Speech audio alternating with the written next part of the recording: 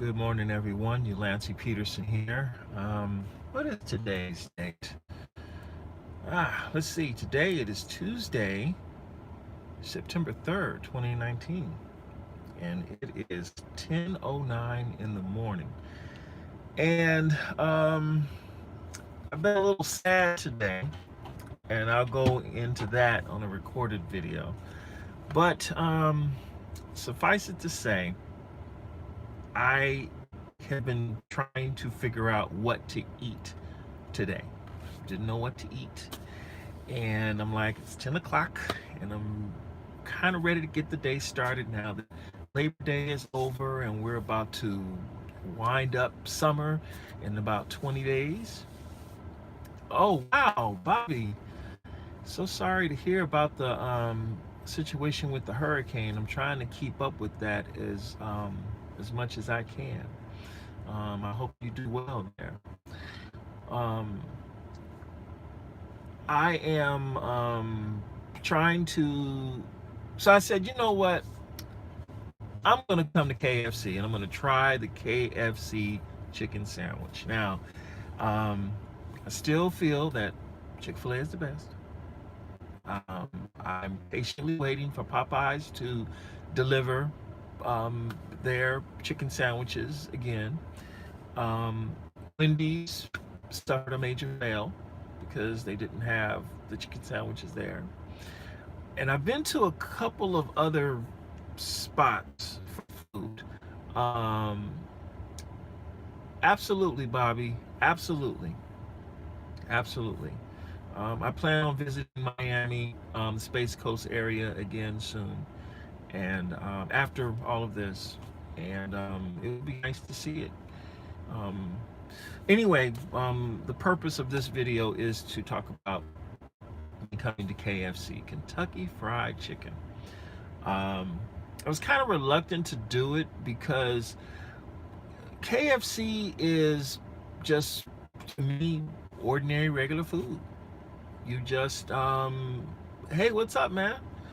Just come to KFC and you just eat some chicken, and it's good and it does the job and it's all right. It's nothing particularly special. But I've never had one of their chicken sandwiches because I'm not a chicken sandwich person. I'm a tenders person. Chicken tenders, boneless wings, stuff like that. But I didn't know what to eat. Believe it or not, with all the abundance of food choices, I did not know what to eat. And so I'm like, you know what? I'm going to take the suggestion of one of the viewers, and he said, hey, review the KFC sandwich. Now, I love KFC's biscuits. I love their coleslaw. They got the best coleslaw. And their apple pies are all right. They got a deal here, two for $1.49, so I'm definitely taking advantage of it. And this one just opened, so you know everything is fresh. So, I'm going to go through drive-through, and we're going to make this happen. So here we go. Let's see. I'm going to change the angle here so y'all can see me do this. Oh, and by the way, this is going to go. I cannot stand the dry skin falling onto my shirt, and I'm starting to look messy. So I did it. I did this because I wanted my skin to heal. I had some razor bumps and just the irritation and all. So I said, I need to give my skin a break for about a while. It's long enough. It needs to go. All right, so we're gonna get in the drive-through. Don't make this happen. Let's see. Ooh, they got Cinnabon. Ooh, they got a pot pie. Oh man. We can get the chicken sandwich.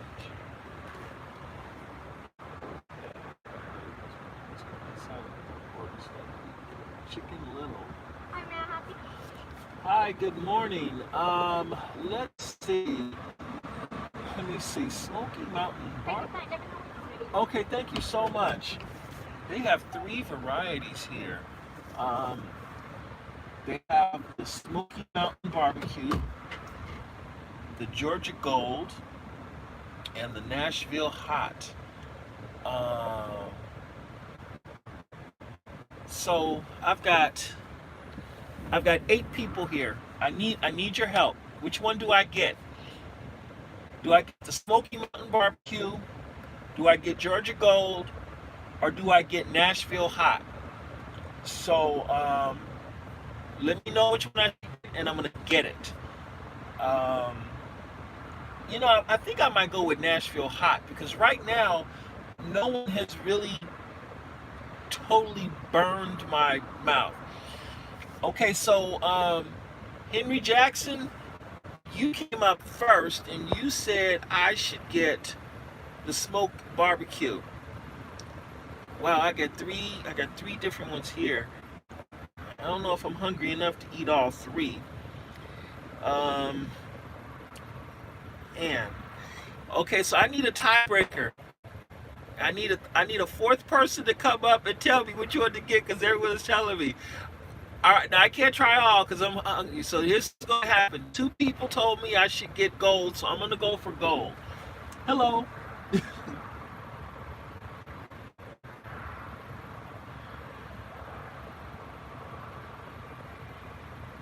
Are you ready? Yes, I'm ready. Okay.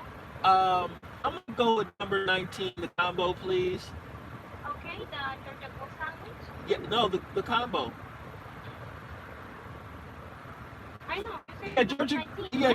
Georgia Gold, but I want the combo. Yes. I know. With potato wedges and what kind of drink? Do you have like a tea or something like that? Unsweet or raspberry iced tea? Raspberry iced tea. Okay. Can I also have a side of coleslaw?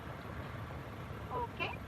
And Okay, one Georgia Gold sandwich with the raspberry iced tea. And you stay on the side order the coaster, right? yes, and With the also combo include the potato wedges. It's fine? that's fine. Okay. And Anything else for you? the 2 apple pies, And 2 apple pies. Okay? and that will do it. 982. Thank you. Thank you.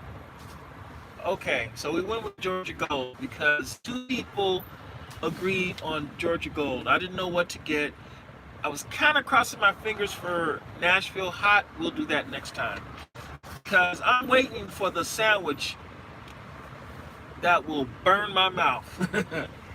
Okay, so here we go. We're gonna do Georgia Gold. Georgia Gold is basically like a honey mustard type or so for people that kind of can't handle the heat. I'm kind of curious about the heat, so we'll see. All right, so I'm gonna put this back up here. Oh man, how is everyone today? On the East Coast, you all it should be 1 o'clock over there. 10, 11, 12, 1. Yes, 1 o'clock. So it's a nice, good time to say good morning, good afternoon to everyone out there. I appreciate you joining me.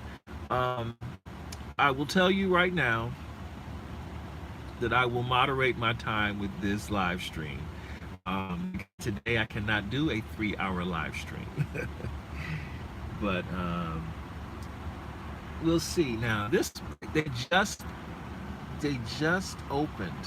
They've only been open 17 minutes, so it's going to take a minute to get this one because hey, let's face it, they don't cook this stuff all night long. Yes, in New Orleans it is 12:18 right now. That's it. How is New Orleans doing today? I hope New Orleans is doing well. California is doing great. Labor Day was exactly the way it usually is. It was in the high 80s. Beautiful at the beach. I used to tell people who came to California that they should go to Santa Monica. No, you want to go to Huntington Beach.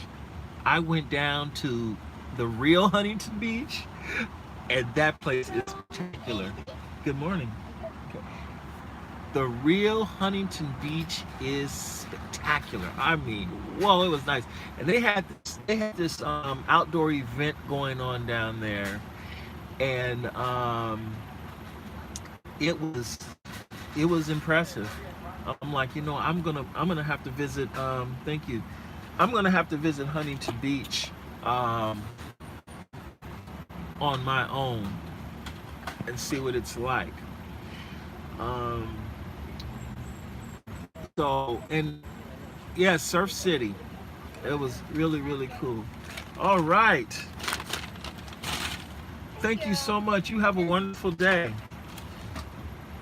All right. So we got the goods here, and now I'm gonna park, and we're gonna make this happen. Let's see. Let's see here. Okay. Okay. Ooh, hoo, hoo.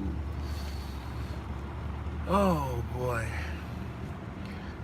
Also, I have to tell you, I'm not making this a food channel. I've received that comment from quite a few people.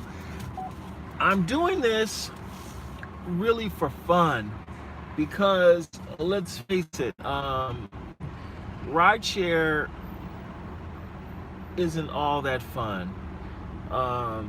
So what I want to do is I want to kind of do something different, and I think discussing rideshare is getting a little tired. Um, Also, some of you know, I'm I'm moving away from rideshare.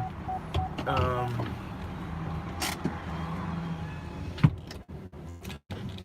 when I think of the totality of my experience on rideshare, it hasn't been all that great. You have to ask for a straw. If you don't ask for a straw, you don't get a straw. All right. I'll be making a video about the rideshare deal thing too. I'm looking for a job. I really am. Ooh, there's lots of sauce on here, that's for sure. Okay, so this is the Georgia Gold. It's a nice, big, beautiful patty too, and they even put here's what it looks like, people. So it's a nice big patty. It smells nice. They even what they do is they put little marks on the patty. Look at those marks on the patty there. I like that. It would be an even added touch if they were a little brown, like score marks. Should have got the Cheeto sandwich. No, the Cheeto sandwich I think is just a little too much for me. Overkill. I'll never do the Cheeto sandwich. Okay, so let me go right down to it. This is fluid spilling all over the place. I hope I don't get my shirt messed up, because I need the shirt to be clean. It looks like what they do is they make the patty the regular old-fashioned way, KFC, and then they have a sauce and they just spray it on top. Did you try the double down way back? No, I never even knew about the double down. You got to remember, I'm not a chicken sandwich guy. This just started because of what was going on. I just happened to be in the area and I tried it, and now I've been testing out everybody's chicken sandwich for some reason. All right, so here we go. We're gonna see what's happening. Oh, did they put they put the pickles in. There's some kind of sauce. Let me see what this sauce tastes like.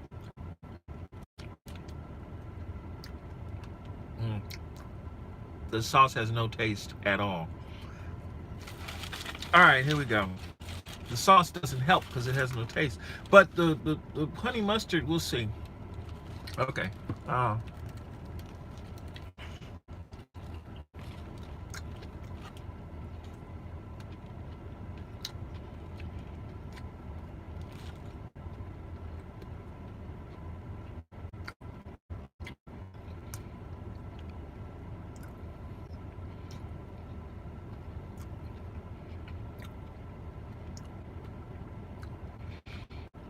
Okay.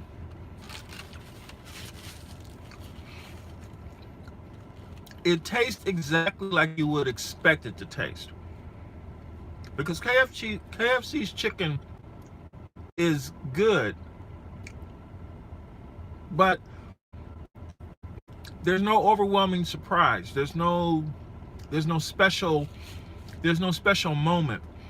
It's just okay. It's a chicken that tastes like KFC has tasted all these years. It does the job. There is a little bit of kick in the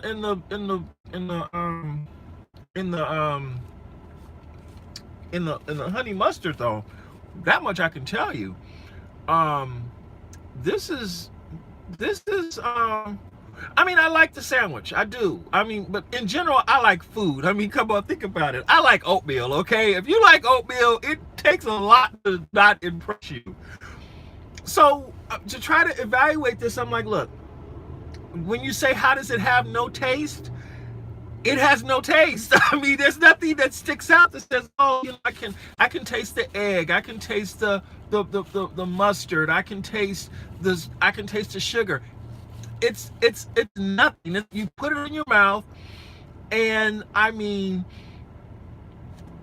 it's like, okay, there's no real reaction. It's not nasty. It's not, like, for example, if you say, take some castor oil, okay? Castor oil is hideous. It has no taste, but it is the most repulsive thing you can do, because it's oh my God, for something that has, even with water, when you take water, it's like, okay, it's the same feeling as water with this. Either it's okay, it's great, it does the job, it's good, it's okay, but of the expectation, either one way or another, that's when you get the reaction. The KFC sandwich, and I don't want to insult the company at all, but KFC sandwich is like really good water, okay? That's the closest analogy I can do, because it tastes how you expect it to taste. There's nothing surprising about it here, and I think that's why this is a reasonably successful sandwich, because it's ignored. You know, I mean, you go to Chick-fil-A and it just feels special when you're at Chick-fil-A. I mean, and then, you know, but then when you go to Popeyes and they gave you that chicken that they gave you, it's like, okay, wait a second. They gave you, Popeyes gave you a Rolls Royce when you were expecting a basic BMW. I mean, that's what it felt like when I went overboard with that, because I'm like, I wasn't expecting it to hit it like that. I'm like, okay, so I've only had one bite of the sandwich during this whole time, whereas with the Chick-fil-A and with the Popeyes, I couldn't control myself. So, I mean, hey, maybe I should do these food reviews a little bit more and so like that. I like doing them live because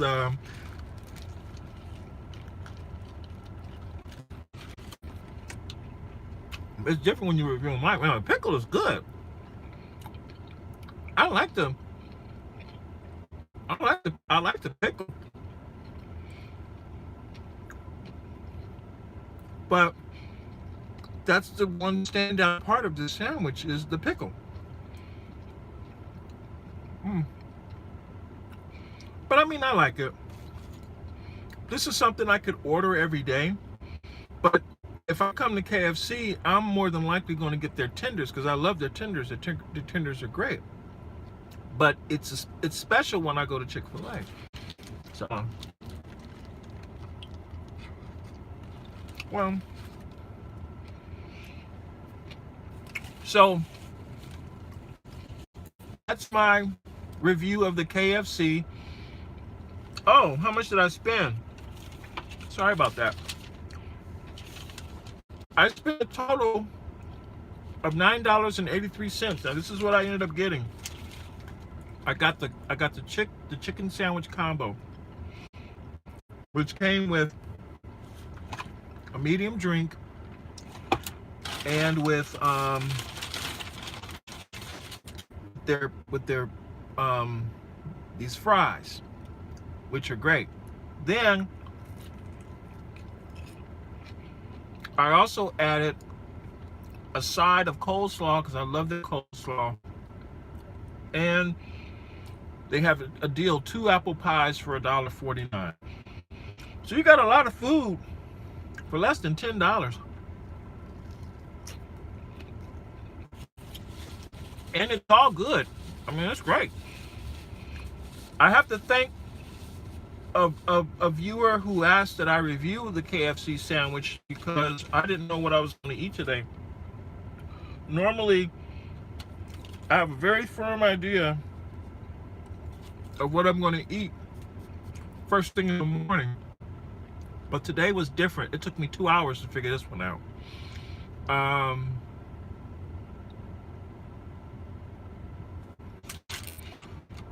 Travis who? I think Travis will face a grand jury as Anthony has been charged with 33 counts, each with a 10-year sentence. What are you talking about, Timmy? And also, I'm doing, but I'll get over it. You know how it is. You know, you deal with the ups and downs of life, and then you're all right. I make the best homemade coleslaw. But when I get down to the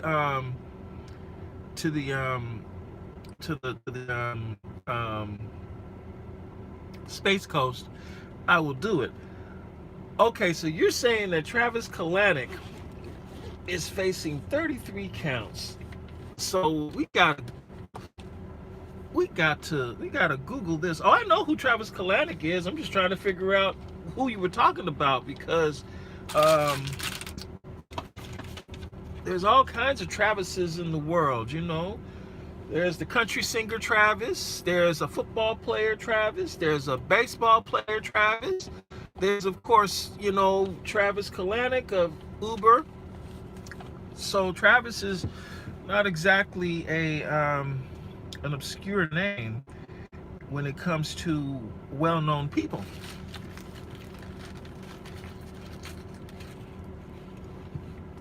All right. So let's look up.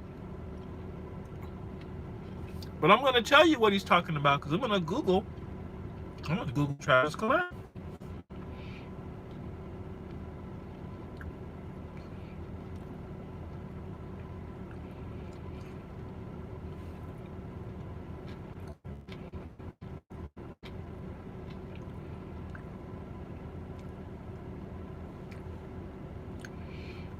Let's see.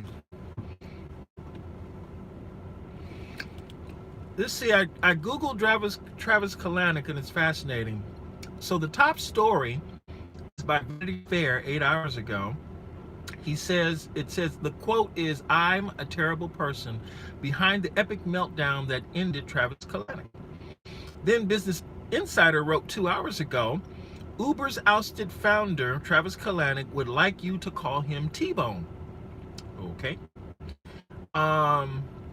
Then 3 hours ago, Uber founder spends $36 million for a New York City penthouse.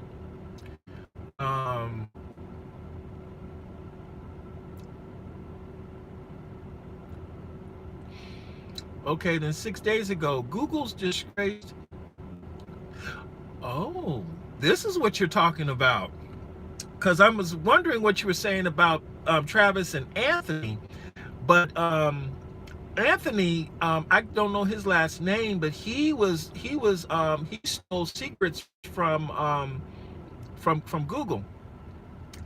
Anthony Lewandowski, I think his name is, and I know I said the name wrong. Yes.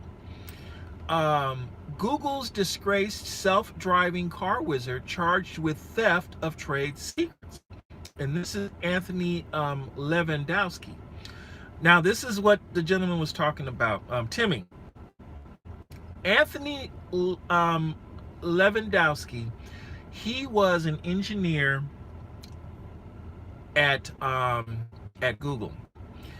Now, I don't know the whole story, the complete story, but I'm just going to put together bits and pieces on how I understand it. There is the the the the autonomous company called Otto that Google bought, and they integrated it into self their self-driving technology group or whatever. Anyway, Lewandowski was hired away from Google to work with Travis Kalanick. And Lewandowski, he took a ton of trade secrets from Google to build Google's self-autonomous, to build Uber self-autonomous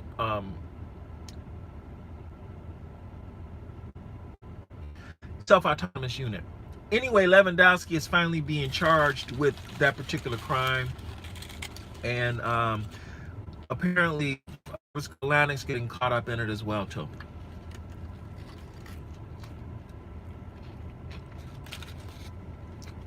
They probably thought, oh, just pay a few $1 million and it'll go away.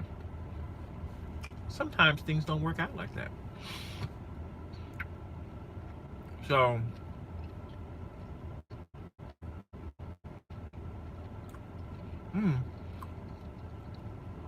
so this is what it says here. One-time autonomous vehicle one kid Anthony Lewandowski, the central figure in Waymo's contentious lawsuit against Uber, has been charged with 33 counts of theft and attempted theft of trade secrets, the New York Times reports, bringing the high-profile corporate espionage case back into the news. Lewandowski, who is alleged to have exfiltrated some 14,000 files from his former employer Google and downloaded them into a personal computer, went on to form a self-driving truck company called Otto, which Uber purchased in 2016. As a result of the acquisition, Lewandowski was put in charge of self-driving operations at the ride-hailing giant. And that's how Uber got in trouble, because they bought a company that was formed from using stolen trade secrets. And the thing is this, as CEO and as someone who knew Lewandowski as a friend, personal contact, Travis Kalanick had to have known this. He had to have known this. So to answer your question, that's why Timmy brought up Travis and Anthony, and I just wanted to answer the question for you. That's all.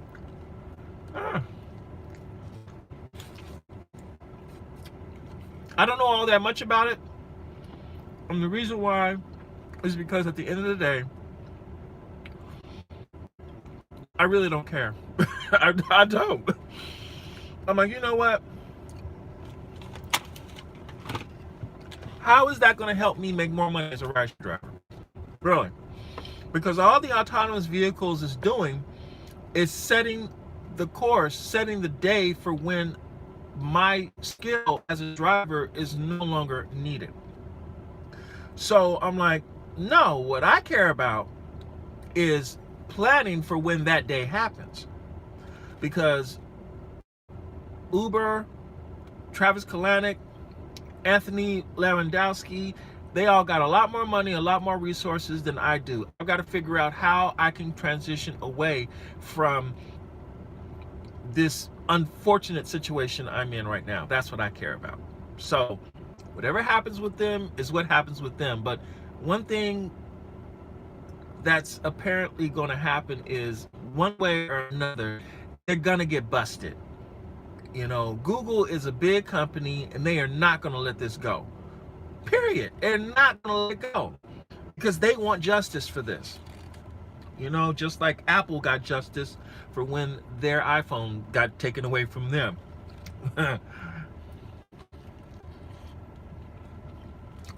So there you go. Travis did nothing wrong. He's a nice guy. No, according to Vanity Fair, and it's in quotes,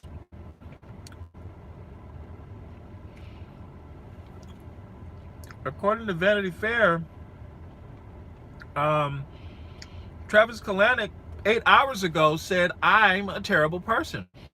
So now, I think Travis would actually disagree with you on that, and that's in his words. I kind of trust Vanity Fair, you know. So they say behind the epic meltdown that ended Travis Kalanick. Well, they may have ended Travis Kalanick, but hey, he's still a billionaire.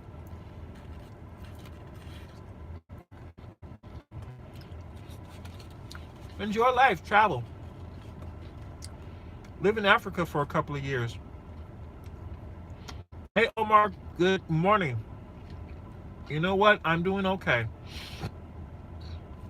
Sorry about that. I'm doing okay. I'm making it day by day. I spoke to a friend I haven't spoken with in about 3 weeks because my main phone is still off. That's why I haven't been able to make as many videos as I would like, because my main phone is off. That's the phone that allows me to record videos, edit the front title, the thumbnail, because that phone has 128 gigabytes of memory, and I like the image quality on it. It's my 6S Plus. But trying to move videos from that phone to another device to upload to YouTube has been too problematic. Trying to upload on Wi-Fi has been difficult to do because it's hard to find a Wi-Fi connection with enough bandwidth that will properly upload the videos. So I'm like, hey, what I've been doing is I've been paying down the bill $25 at a time. So I'm hoping today to put another $50 into it, and that way by Monday that phone should be back on. Over the last few days I got it down from 280. It was what, 280s, 289, and now it's at 200. So I gotta work a little more, put $50 into it today, get it down. It'll be okay. I was hoping to have it done today, but I did not do well at all on either Uber or Lyft for Labor Day weekend. I am not happy at all with my performance. So I say, hey, gotta look at everything that went wrong and move from there. So that's where I am. Before I go off for the day, does anyone, you want to call me a name? Here is your opportunity. You know, I've decided to fall in love with being called names. And so I've thought of a few names that I haven't been called. And so I figured this is what I'm gonna do. In the comment section of this video alone, if you put down a name that I have not been called, I'm gonna send you $20. I want to see just how wicked the haters can be. Hey, thank you so much, Rideshare Lisa. I appreciate it. I'm trying, man. You know what? I really tried. You know what? I'm trying to spice this up because, see, here's the thing. I am moving away from discussing rideshare. I'm looking for my spoon. Oh, here it is. Looking for my spoon so I can eat my coleslaw. Rideshare has been has been a failure for me. I define failure as not achieving my goals. I have tried for 3 years, three and a half years to make rideshare work for me. Many of you have followed this journey with me. And probably one of the smartest things I did was naming this channel Ride with Peterson, because Ride with Peterson actually gives me a lot of, gives me a lot of variety in what I can do with this channel. I have 3 other channels, and I just haven't been able to really make them pop. And in a way, it's because, okay, I was like, oh, I gotta start from scratch. I gotta start over. They gotta be standalone and separate. And then I thought about it. I'm like, no, I don't have to do that. I can really make this just a variety thing and talk about stuff all the time. I'm gonna have people that are gonna follow me because they're gonna follow me. You know, just because I have a dedicated channel for this and a dedicated channel for that and a dedicated channel for something else doesn't mean that they're going to be reasonably successful. So I'm like, you know what? I can blend everything that I want to do and talk about on this channel. Now, that will be an exception, and that will be some of the more personal stuff. For the personal stuff, that will remain on Ulancy. I don't see that channel really getting big. I don't need it to be big. But I'm stuck on what I'm gonna do with talking about work in general and also doing the car reviews. And so I'm evaluating what I'm gonna do, and I'll have a final decision by January, because I'm planning on launching the car review channel in January, because that's the channel, to be quite frank, that's the channel I need to make a lot of money with. I am not going to lie right now. I'm making that money because I want to leverage all of the knowledge and experience I have with discussing cars into a channel that's specialized on that. And Ride with Peterson isn't the place for that. I need to make a totally different channel for that. So that's what's been driving me. So I'm like, okay, for this, I'll do a whole bunch of little stuff, you know, like eat food in front of you every once in a while, and, you know, cut a bad joke every once in a while. And I figure like this, I've got a little bit of following here, and I've got loyal haters, people that love coming on board and calling me names, thinking you offended me, but you really ain't. But there are a couple of choice words that hit my brain the other day, and I'm like, ooh, I've never been called that. I wonder how I respond if someone actually said that. So I'm like, and it tells me if you can figure it out, and I'm going to be totally honest with you, if I have or have not been called that name, and if I haven't been called that name, I'm going to say, hey, guess what? You are a winner. I need you to tell me how you want this money. I will send it to you via Cash App. I will send it to you via Venmo. I could do a Zelle. I could do PayPal. I could send it to you Western Union. Western Union, MoneyGram. Hey, you tell me how you want it. If you need me to give you a postal money order and stick it on a postal money order and mail it to you. Oh no, this is good. I want to see just how smart the haters are, because I'm gonna tell you something. Been called about. You're gonna have to watch the channel to figure that out. So here's the deal: if you call me a name that I've never been called before, I'm gonna give you $20. That's the deal. It don't matter how offensive it is. It don't matter how evil or whatever. If I've never been called it, I thought about this a couple of days ago. I'm like, I think the people would like this. And you're probably wondering, It's good coleslaw. I love their coleslaw. Because being called names actually makes you a stronger person. Being rejected, you figure, okay, I know exactly what this person thinks of me. So let me see.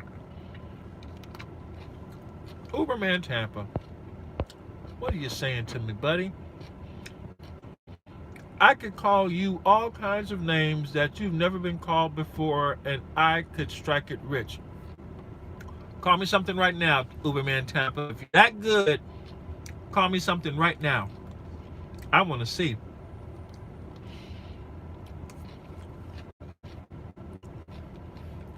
Remember, I've been a bus operator in LA for I've been a bus operator in LA for 5 years. I've been called a lot of stuff. Oh, it's got to be English. I have to be able to read it. Now, if you write it in English, I mean, if you write it in your native language, and then you translate it for me, so I can understand it, then that works, and that opens up a whole new world of possibility, being called all kinds of fascinating foreign names. But you still have to translate it for me because I need to know what it means.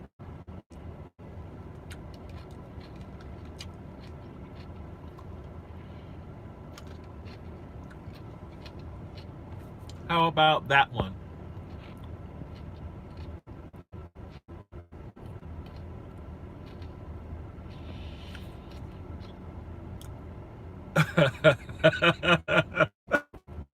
You know what, Journey, you do have me there.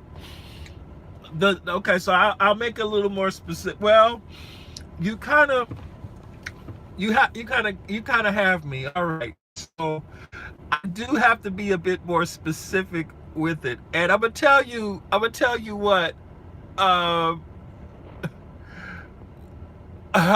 you know what, Journey? You were very smart with that one, so I'm gonna say this: you got $20 because I've never been called that before. Oh boy, I think I stepped in something with this one here. You got me good, man. That was good. Um, and let me see. Um, the one that called me good buddy, I've never been called good buddy either. Getting at. So yeah, because I tell you, I okay, so I have to be a bit more specific. But I've got two winners already. I've never been called Linda, and I've never been called good buddy. Now, incredibly smart there. It was so simple, but um so simple, but so effective and so smart. See, when people made fun of me when I was a kid, I'm going all over the place on this video. I was supposed to be talking about KFC, and for some reason now we're talking about me being called Linda. Um, I was called all kinds of variations of my first name. And, it got to a point where it beat me down. I cried over it. And then eventually, um, I got used to it. Now high school is over. No one ever called me, variations of my name again. Being called female names is tough. So, but now it doesn't matter to me. You can come. So, for that, you were good because you gave me a wrinkle in this that I was not expecting so fast, and that was so smart. It really was. It was. So I'm like, dude, you got the $20. You earned that, and you probably didn't even know it was going to be that simple. But I'm impressed. I really am. And as far as as far as Good Buddy is concerned, here's the deal. I can already see through you because that's in your screen name. I see what you're trying to do already, but you know that's what it is. Maybe I was too generous with the deal. So this is what you do. So it's in the comment section. That's great. But in order for me to send you the money,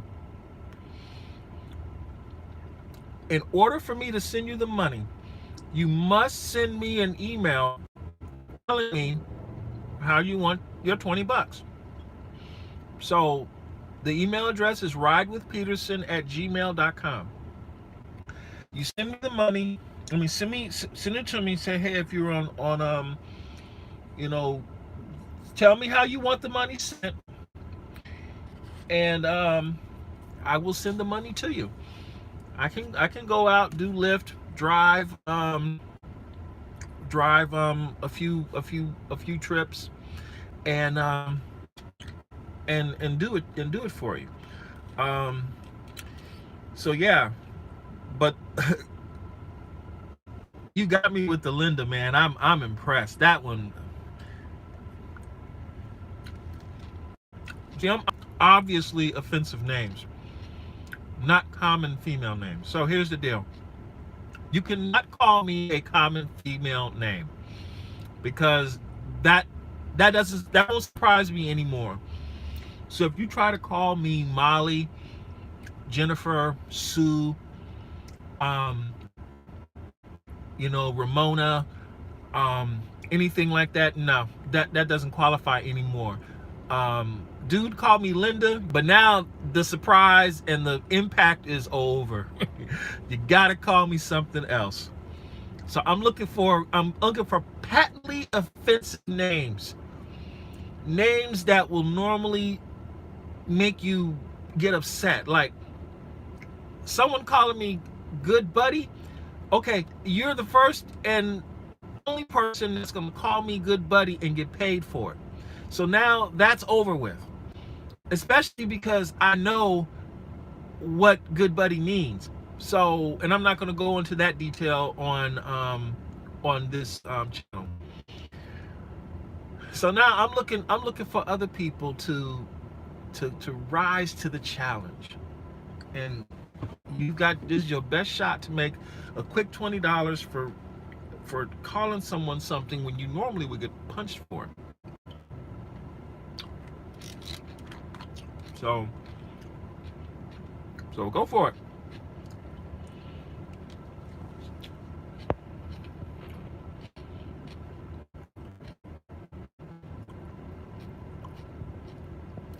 Let me see. Side Jobs 305. She says, if you were not here, no one would call you anything.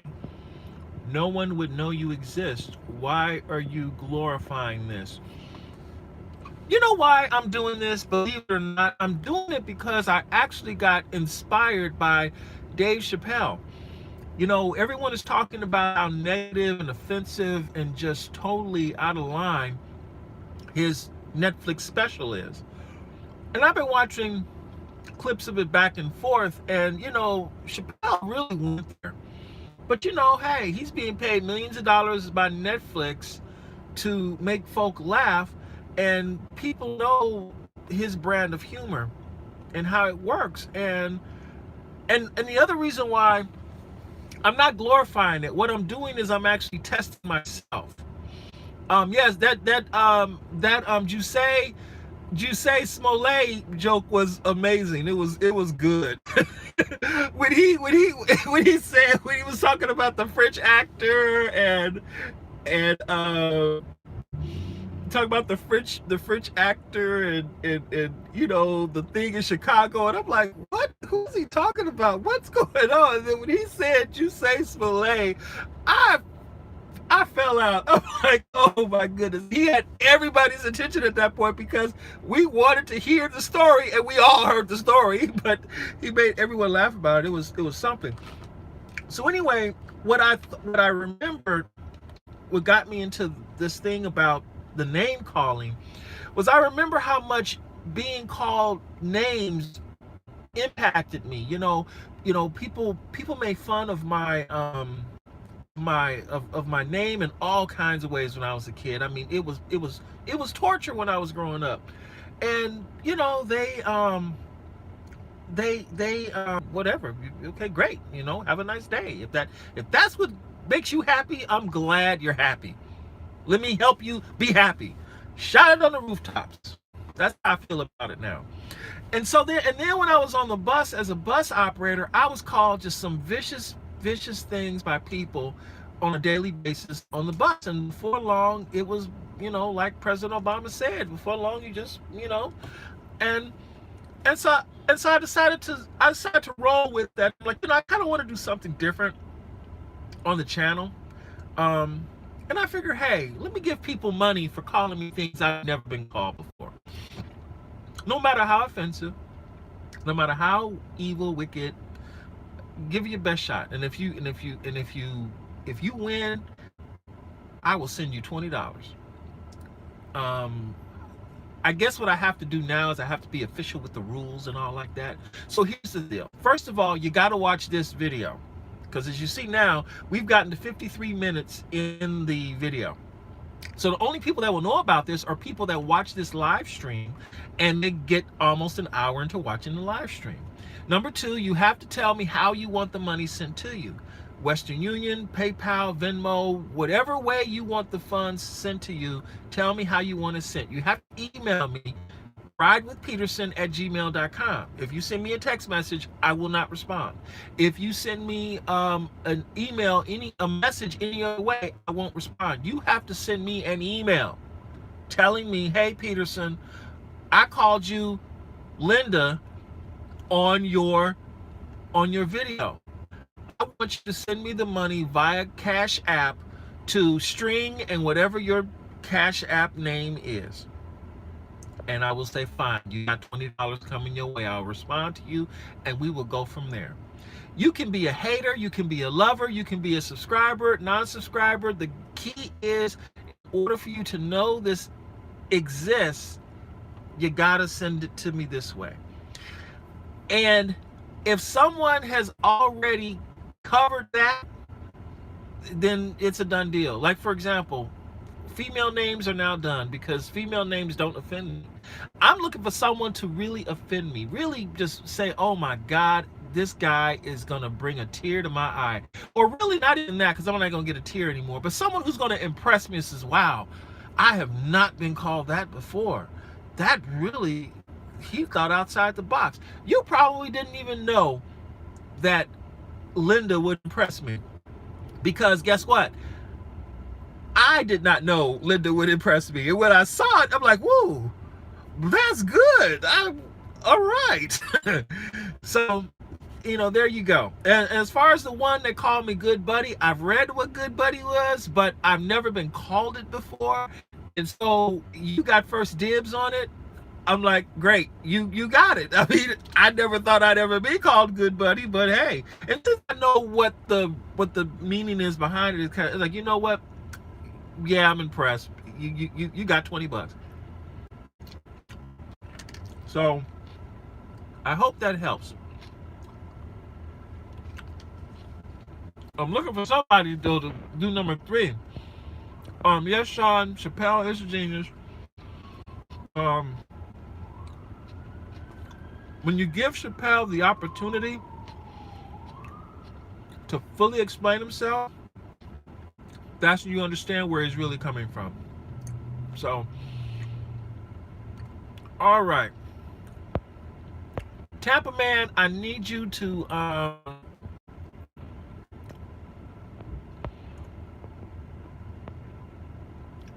okay, Xander asks, hey Peterson, do you ever eat a Jack in the Box? I just gobbled up this quadruple chicken sandwich. They sell it in a double, triple, or quad. I found it decent. I eat at Jack in the Box. I eat at most fast food restaurants, believe it or not. That's why I got this 200. That's why I got 100 pounds of extra friendship on me. So I need to get me and my ex friends in the gym to get rid of it. It's gonna take about a year. I've thought about doing the food channel deal, but I'm gonna tell you something. If I were ever to do a food channel, I'm gonna have to devote 3 hours a day, every day, to running in the gym, so I could successfully eat all this food, review it, and not be fat. I'm already 75 pounds overweight. So for me to do a real review channel, no, I'll gain 100 more pounds, and I don't want that. I don't need that much food. I'm already full. Well, and I haven't even eaten my fries. I ate the sandwich, and I'm full. I thought I was super hungry. I ate the sandwich, the coleslaw, and one potato, and I'm like, oh man, I'm not even thirsty. I haven't taken a sip of the drink. Wow, this is something. Normally I'm all right. Let's see. Yeah, Damien, that's exactly what I try to do. He couldn't be offensive on Comedy Central. He couldn't go there as much as he really wanted to. He could have done more on Comedy Central, I think. And I think that's what he's going to get with Netflix by releasing these specials like this. He'll be even funnier. He's given a lot of latitude with Netflix, because I think with Netflix, they're like, and I think because Dave Chappelle is going to be successful, actually he is successful on Netflix, it's actually going to open the door for a lot of other comedians. You see Eddie Murphy's trying to get in on the action now. It'll be fascinating to see. It'll be interesting to see what happens. Oh, and people told me about Paul Mooney. I never knew who Paul Mooney was until this whole thing with him and Richard Pryor Jr. came up. That was very fascinating. And I'll say this about the Paul Mooney thing, which is very fascinating, which is my opinion personally. I think it is very unfortunate that Richard Pryor's former bodyguard was the one who decided to make light of that information. I believe that I obviously don't know all the information on how this happened before, but he, in my opinion, was out of line. If there was someone who was going to disclose information about that, it really should have been Richard Pryor Jr. who should have disclosed that. And one thing you'll notice, which is very interesting, Richard Pryor Jr.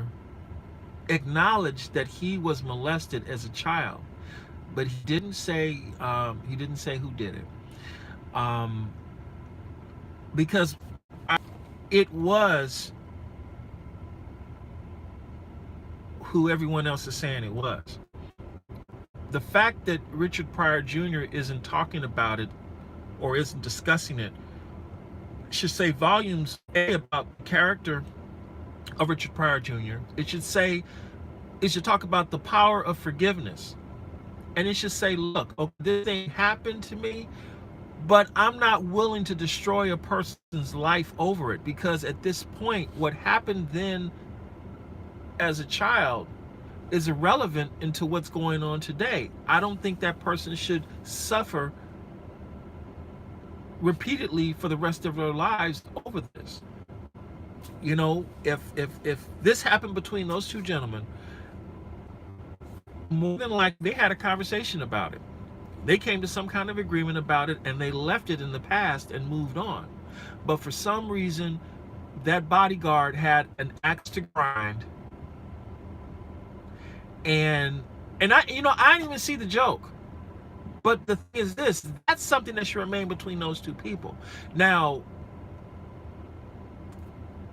this is different than what's going on with, let's say, the Catholic Church and other people and everything like that, because being violated in any way is a very personal and very it's a very personal deal, and the person who was violated has a right to express how they feel about it in their way. If they want to make sure the person is penalized to the fullest extent of the law, or if they say, you know what, I want to leave it there and I don't want to bring it up. It was unfair for the guy to bring that up, put it on social media, and think no one was going to say anything about it. It wasn't his place. He was out of line. And quite frankly, as far as I'm concerned, it really is none of our business. But because it got on social media and people started talking about it, they made it our business. And now you have this thing where you have, a dude like me talking about it. But I figured, hey, we segued into that. I put in my half a cent and keep it pushing. Adventure Girl Paula, it is so wonderful to see you this morning. I'm glad that you are doing well. Yes. I'm actually going to subscribe to resubscribe to Netflix, and I will watch the whole thing myself. I actually let all of my subscriptions go because I'm not making the money to keep them up. When I had the BMW, and when I was able to get rides all the time and every excuse me, goodness gracious, I'm just burping all over the place. Hey, Trevino, doing all right, man, doing all right. Hey, all right, she's still doing Zoom and hop, skip, drive. All right, do your thing, Paula, do your thing. It's your thing. So yeah, I hear you. Wow, I lost my train of thought just like that. It happens sometimes. I think it's the early onset Alzheimer's kicking in. How do I like to call it? Man, they did not give me a straw. You try to drink this stuff without a straw, and then you look and you realize you need straws. Someone needs to come up with a really good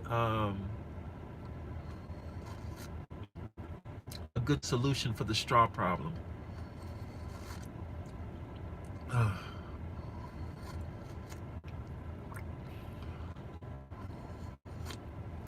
I would tell them just don't put any ice in my drink and I'd be okay, but they love putting ice in your drinks. And I try to tell them light ice, and they have no concept of what light ice is. So I just say no ice. And then it's burning hot. You might as well go to Starbucks. This stuff is so hot. Man. Okay, the hurricane coming, man. Looks like I'm going to be indoors, Richmond, Virginia. I'd rather be out there where you are. You know what? I'm going to tell you something. California is a nice big illusion. All right? Because, see, here's the deal. We are sitting on a time bomb out here. We just going around la-da-dee, like everything is great and everything is wonderful. And one day in my lifetime, we're going to have a nice, beautiful wake-up call called an earthquake. And a lot of people is going to affect people in a big way. There have been 2 earthquakes in my lifetime. There was the one in 71 called the Sylmar quake. I was obviously a baby then, and I have no memory whatsoever of that. But I do have memories of the 1994 Northridge earthquake, and that was not fun at all. But the vast majority of the city survived it. Now, if we have earthquakes like the Northridge earthquake and the Sylmar earthquake every 25 to 30 years, and that's basically it, then LA is a great spot to live. Everything is great. But see, here's the deal. we have an earthquake fault that runs down the middle of downtown Los Angeles, and it goes all the way down to Newport Beach. It's called the Newport Inglewood Fault. And the Newport Inglewood Fault is fascinating because it has, according to scientists, it has the similar destructive power as the San Andreas Fault, which is over 200 miles away from LA. Everything in LA is built around an 8.0 magnitude quake happening at the San Andreas Fault, and that energy dissipating as it travels across to Los Angeles.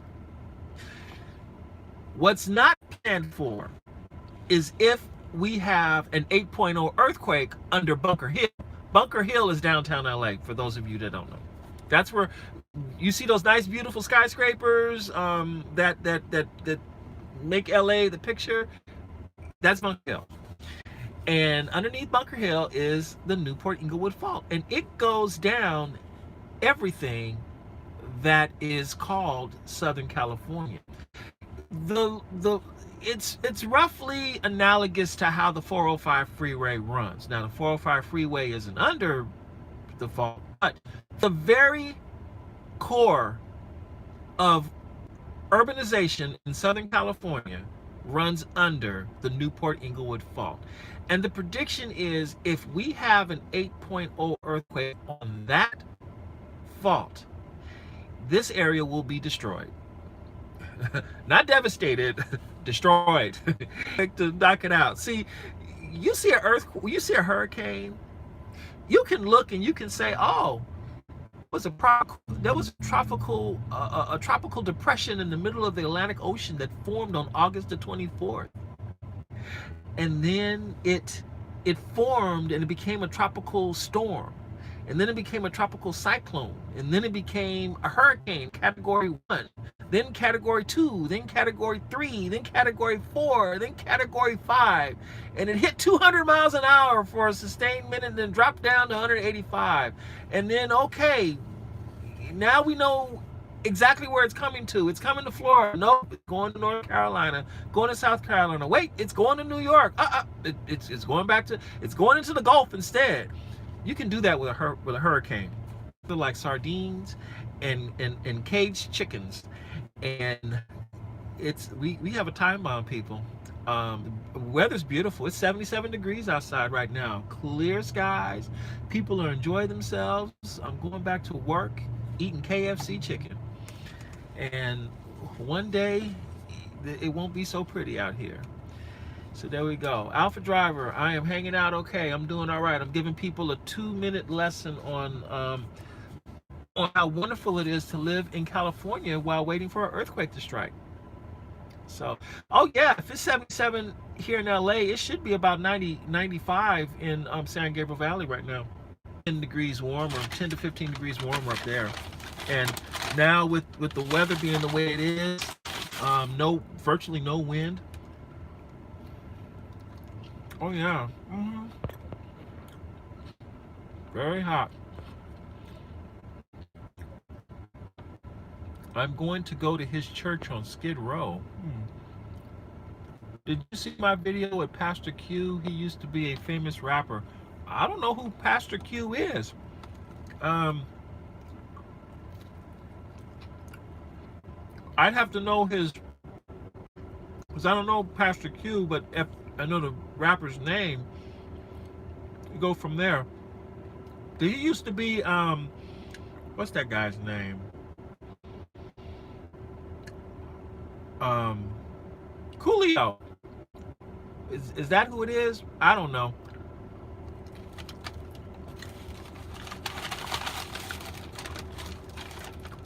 These fries are good. I'm not really all that hungry.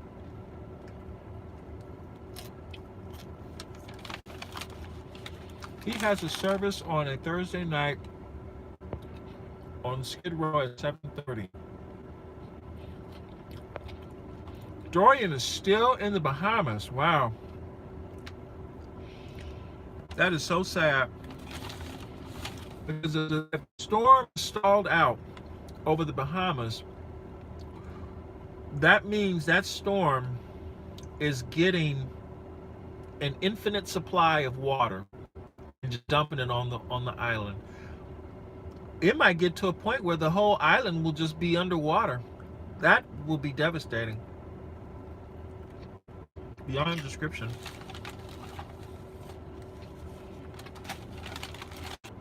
It's just sucking up water.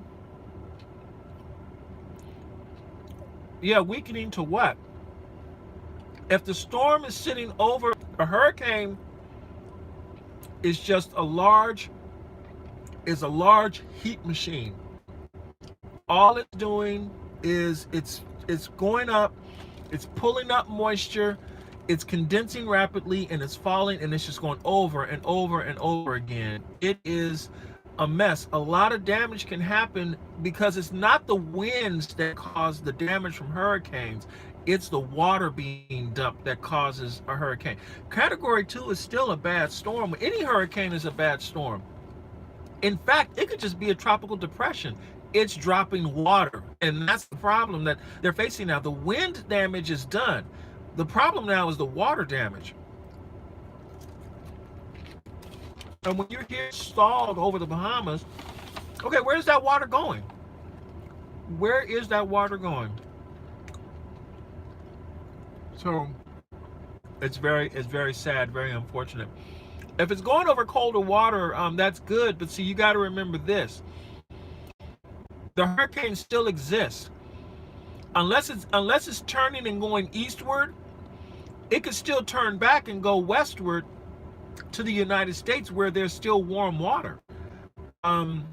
It's out there. It can rebuild strength from cold water back to warm water. In order for the hurricane to die, in order for it to truly die, the hurricane, either the water temperature has to get below a certain point, or it has to go over land. That's it. As long as it stays over warm water, that hurricane is going to be alive.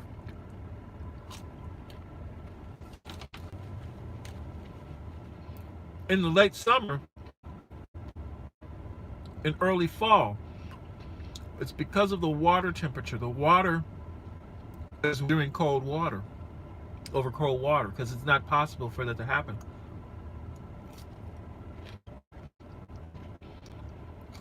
You have a tremendous amount of heat being released in a hurricane. It's amazing. It really is.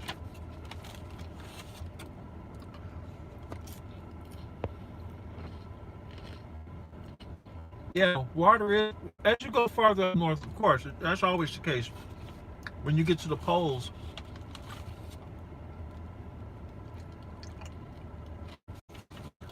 and the only reason why it's traveling up north is because the wind in the area is making it travel north. Well, I'm glad Miami was spared a direct hit.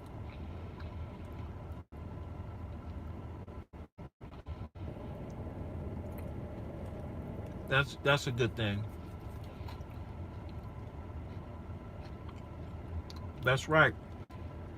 The water needs to be at least 82 degrees for the storm to hit. And that's warm. Really. It's 77 right now. I was out there, it was 80 something degrees. So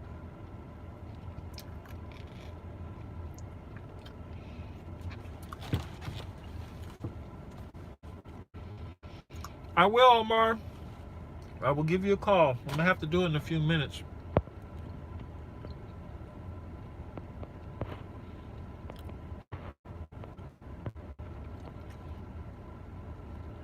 Everyone is leaving Florida, only the Crocs. Only leaving the Crocs to the city. Oh my, that's something. It's going north. It's both wind knocks down. Yeah, wind knocks down trees and power lines, and then you have the flooding, the inundation of the floods, and then that feeds storm surge and all like that. So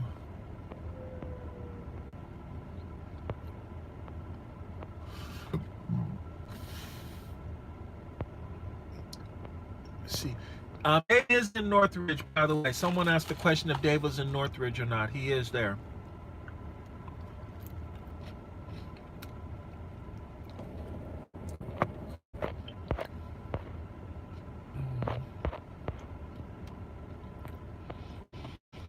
Straws are illegal in Los Angeles. They can't just give you a straw. You have to specifically ask for the straw. And this is in all establishments that offer a straw for any reason. They can't just give it to you now. You have to specifically request a straw. They even had a sign right there that said straws are offered by request. Because I didn't request a straw, they didn't put it in there because I forgot to ask for the straw. So, oh well.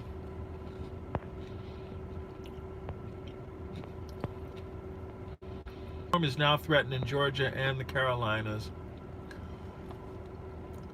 What were the little candies you used to have in the 750 back in the armrest? Oh, I offered three kinds of candies, and I got them at Smart and Final. I offered Werther's Original Caramel. Now here's the key. You get the hard caramels. Do not get the soft caramels that you eat. Get the hard caramels that you have to suck on. And the reason why, well, it's kind of debatable if you should get those too, because sometimes you could have someone who has the hard candy in their mouth and they'll accidentally swallow it. But basically, I got the hard ones because if someone got the soft caramel and they ate it, it pulled fillings out and all like that. But you get the old school hard candy. But it was Werther's because, see, everyone had great memories and great feelings of Werther's, and plus it just tastes the best. You know, nice wrapper and 40-pack of jelly beans. It said assorted flavors. They give you 40 of them. They're individually done. Damien, you have a good one too, man. I'm glad you came on board. Thank you. And then I got the individual Lifesavers mints. They had wintergreen and spearmint. So you know, and the reason why I did all three of those was it was a lot of variety. Hey, adventure girl Paula, you have a good day. Take care. Thank you so much for checking me out real fast. I appreciate it. So jelly beans, Werther's caramels, and Lifesavers breath mints. Those were the three things I gave. They're all individually wrapped, so if people put their hands all up in it, you don't have to worry about people actually touching the food itself or the treat itself. You know, people take what they want. I would generally put 1 handful of mints, 1 handful of caramels, and 10 jelly bean packs in the center armrest, and that's what worked for me. And I would have to replenish those about once every 2 weeks. Paying for all three of those came up to less than $15. So generally, one trip on Select would pay for 2 weeks worth of candy. It was worth it, and I could afford it at the time. In this truck, I have nowhere to put the candies because there is no armrest in the back of this generation truck, and having to sit out in the center console or put it inside the center console, I want the customer to discover it for themselves. There aren't any mat pockets on the rear doors either. I don't even think there's not even cup holders on the rear doors. The cup holders are behind behind the seats, in the third row, but there's no provision for the second row. So I'm like, you know what? And plus, this is XL. most of the people in here, they're not expecting anything but a big truck to do their stuff in. So I'll make a big fuss about it. I didn't offer treats and amenities as an ex-driver. I did that very briefly when I was doing both X and Black. I would drive the BMW. When I ran out of gas for the BMW, I would get my cruise. I'd drive my cruise, and I would take that money and put the gas in the BMW.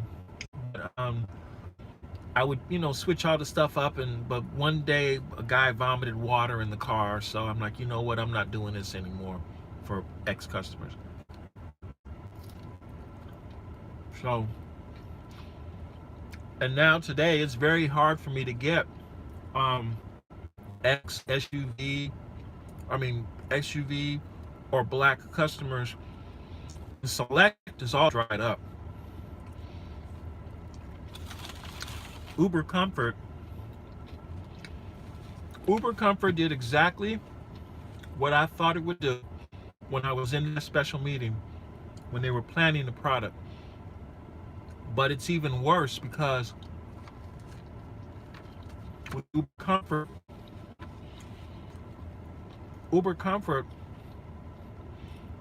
is imposing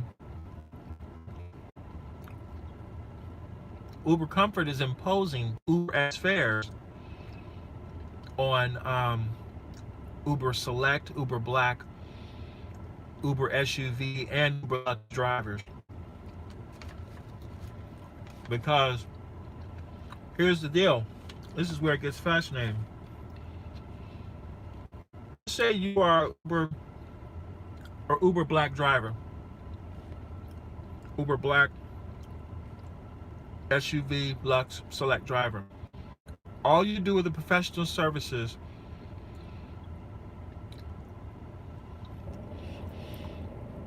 and you have high ratings, you accept every ride when you do the professional services. Select and above, you accept everything because they all pay great. But now, these perks. You go to school, you go to school, you have all these various discounts, because it's easy for you to accept any ride that comes through Uber Select, Uber Black, Uber SUV, and Uber Lux, because all of these rides pay you in LA. And see, that's what I get in this truck. In this truck in Los Angeles, I get Uber, I get Uber XL, Uber Select, Uber Black, and Uber SUV.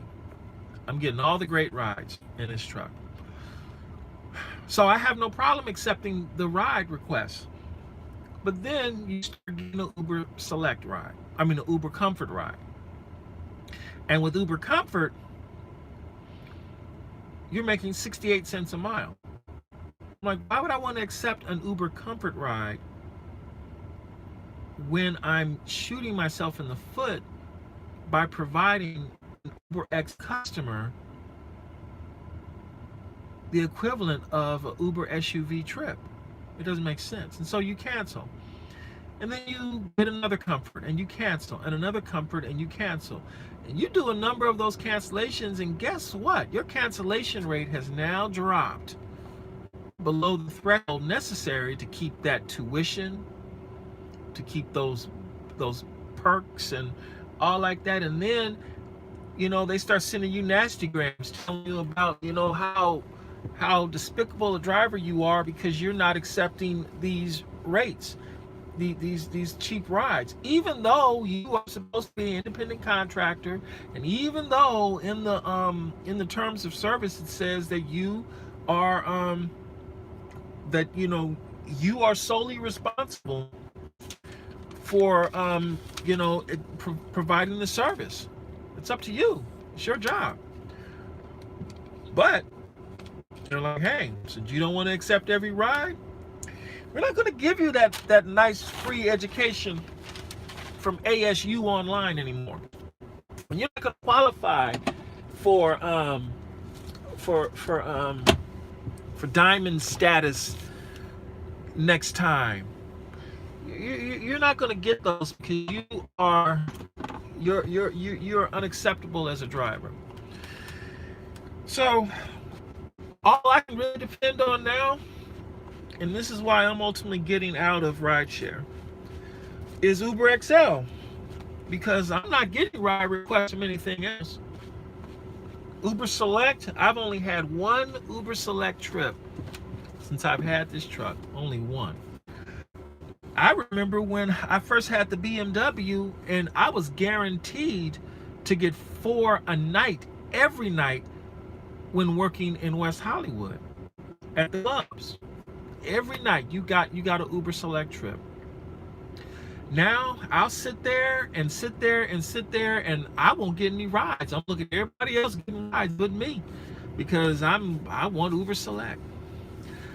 I at least have a shot now getting them with Uber XL, because if a customer wants to order a bunch of get a bunch of people coming through to put folk in the truck, then they say, oh, I got an XL coming. I can at least get that. But I'm learning now what customers are trying to do with this truck. The same thing they did when I had the BMW. They would order me as Uber Lux. It will be the Fairmont. I think it's called the Fairmont. It's that hotel on Wilshire Boulevard and Ocean Drive, or Ocean Boulevard. Wilshire and Ocean in Santa Monica. I don't like going there because they play too many games at that hotel. It's one of the reasons why I don't like working in Santa Monica anymore, because they play too many games in Santa Monica. They'll order me as a Uber Lux. They see the car, they know it's coming, they say, oh, this is a brand new BMW 7 Series. And so then what happen is they as I'm driving towards them, then they'll cancel when the last minute of the trip is there, and then they'll reorder the car as a Uber Select and effectively cut their rate by 50%. They got the car they wanted, but they switch out the rate to the lower half. I got scammed like that twice. And so on the third time it happened, when someone would order me as a Uber Lux, if they did Uber Black, they would probably end up getting an SUV, because the SUVs, those guys are a lot more knowledgeable and a lot more they know how to get the rates before I ever will. I don't compete like that. I just don't. Those guys, they compete. They know how to get the money out there. So the hardcore Uber SUVs and the hardcore Uber Blacks, I have to give them props because they know how to get the rates. I don't. Anyway, if they order Uber Lux and then downgrade to Uber Black, they know they're going to get another SUV, and they don't want an SUV. They want a BMW or a Mercedes S-Class or the Audi A8. They want a luxury sedan because they want a nice, cool, comfy ride in the back of a nicer, newer sedan. They don't want an SUV with a basically truck ride. So then they know, okay, if I go to Uber Select, I'm going to get another sedan, because Uber Select basically is a bunch of sedans.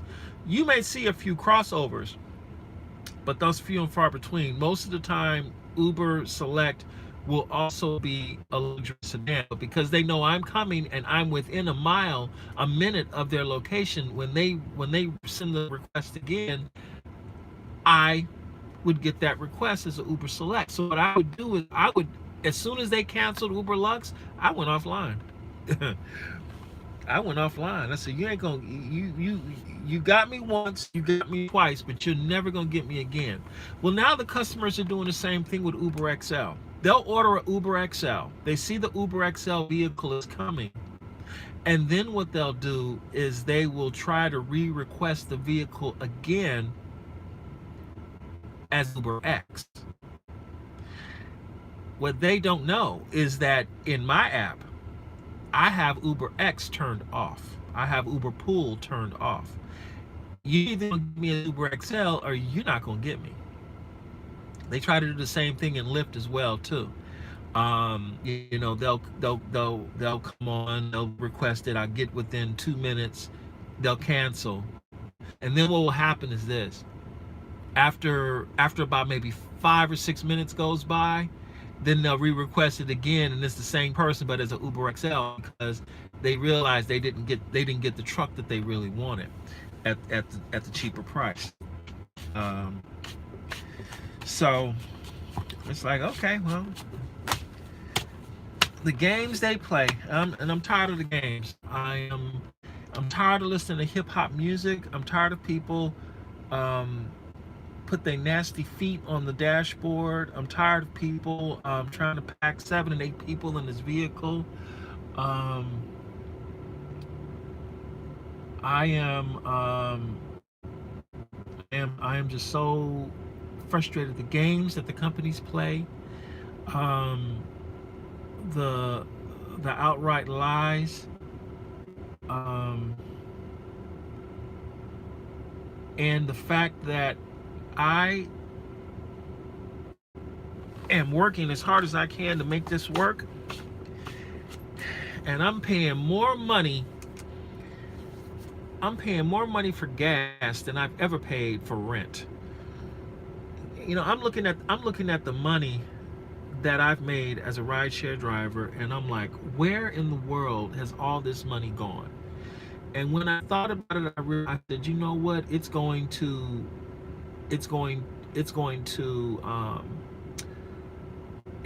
gasoline first and foremost, and it's going into paying for vehicle rentals. And even if I got rid of vehicle rentals and owned my own car, I'd still be paying a ton of money for gas. And so I thought about it. I'm like, you know what? I've got to end this. I love driving. I truly do love driving. I really do. And I will continue doing that.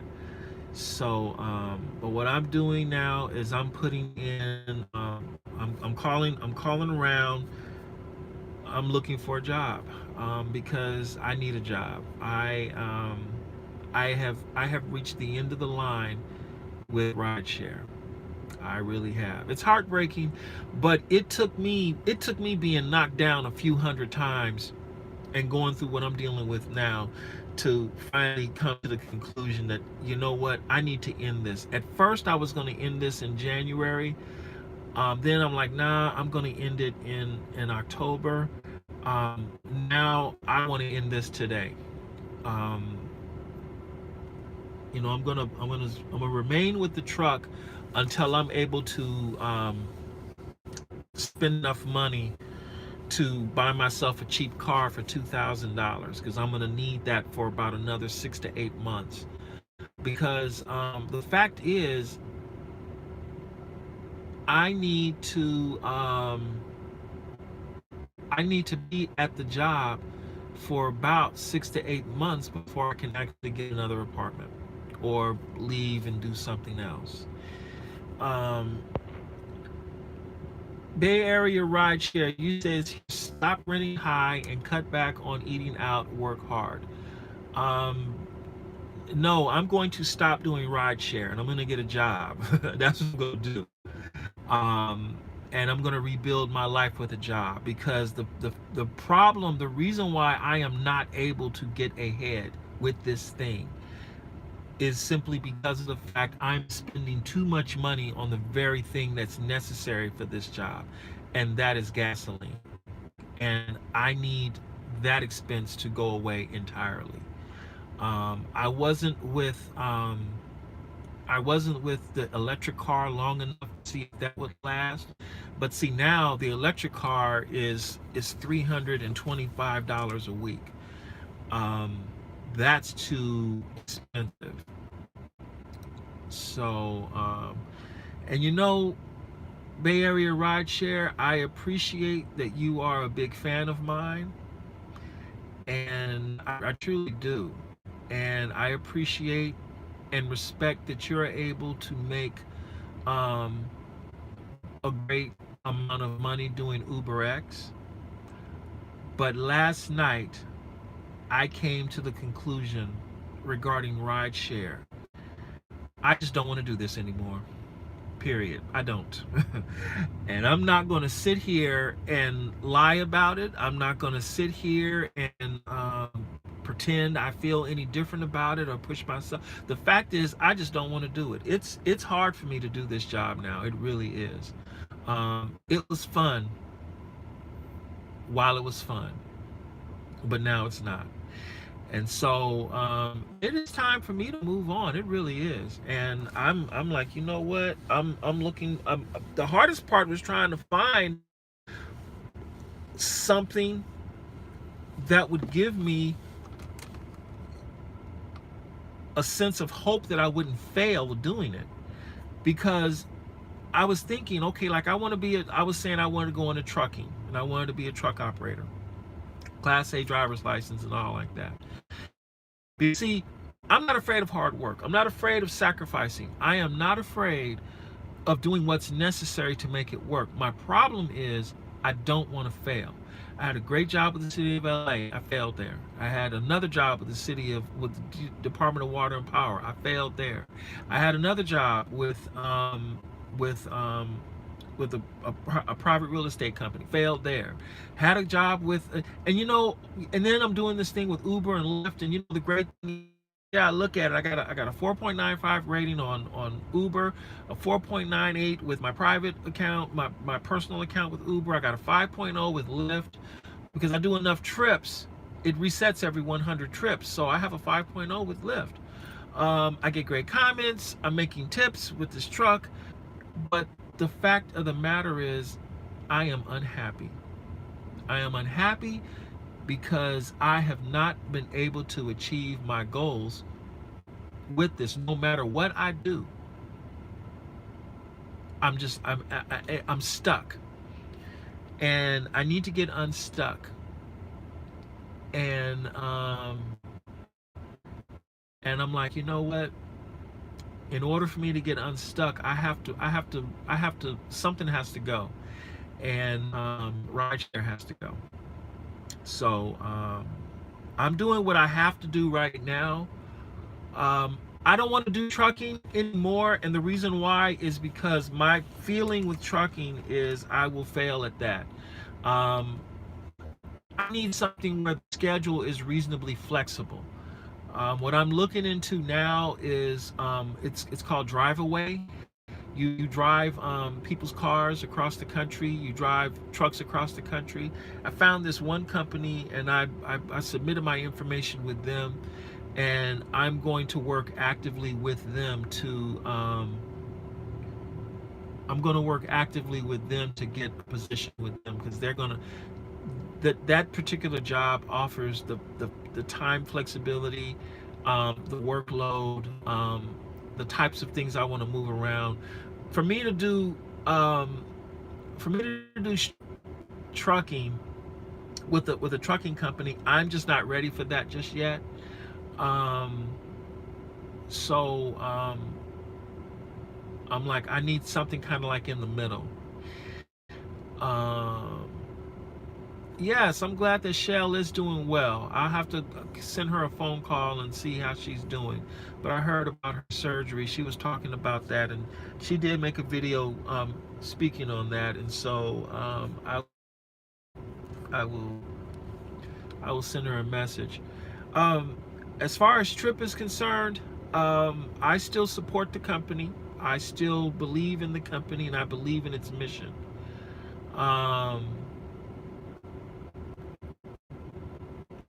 I would appreciate that rideshare lease very much so, because I think that's something I need is a little bit more flexible. But you know what is, here's the deal. In life, in order for you to achieve what you want to do,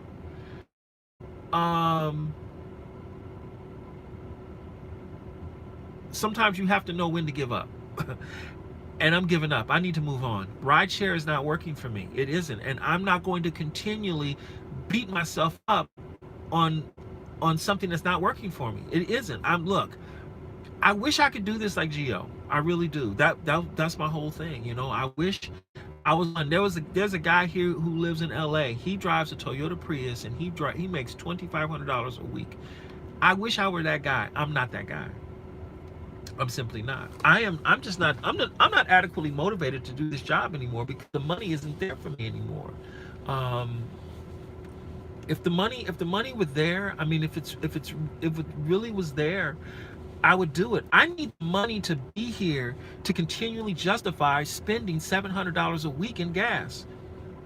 That's just. I'm sorry, but I need to see it, and I don't see it anymore. I don't. So I'm like, I need to stop this. Everything I've done in rideshare, everything I've done has went the wrong way. So, and you know, Bay Area rideshare, I completely agree with that. You can't expect to work 6 hours and make tons of money. That is 100% true.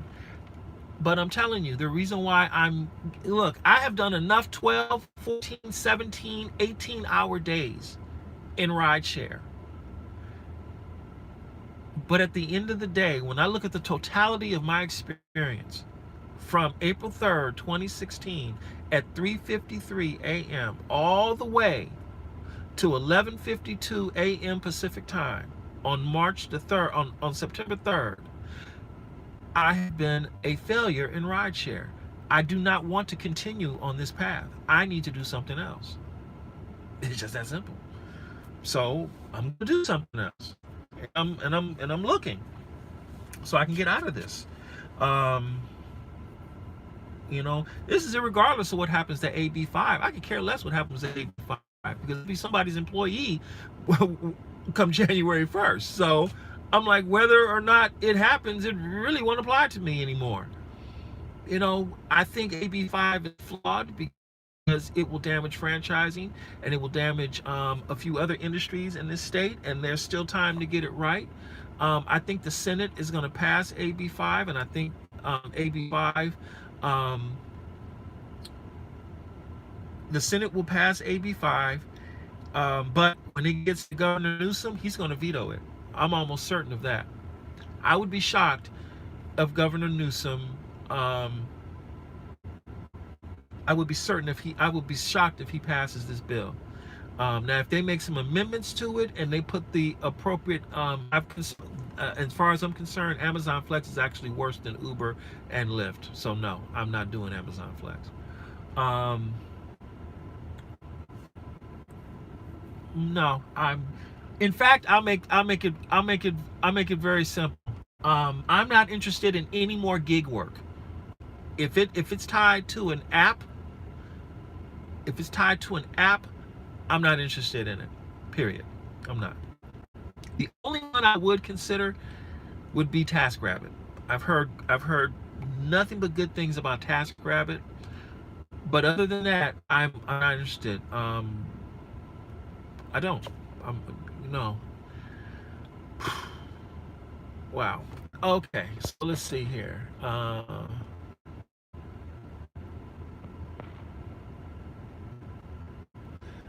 Rideshare Lisa, she's probably logged off, but if Rideshare Lisa is still there, thank you so much. I really appreciate it. Thanks. Yeah, Bay Area Rideshare, you can expect to work 6 hours and make tons of money. Yeah, I'm the first person who says you have to work this thing. You have to work this thing 12 hours a day consistently.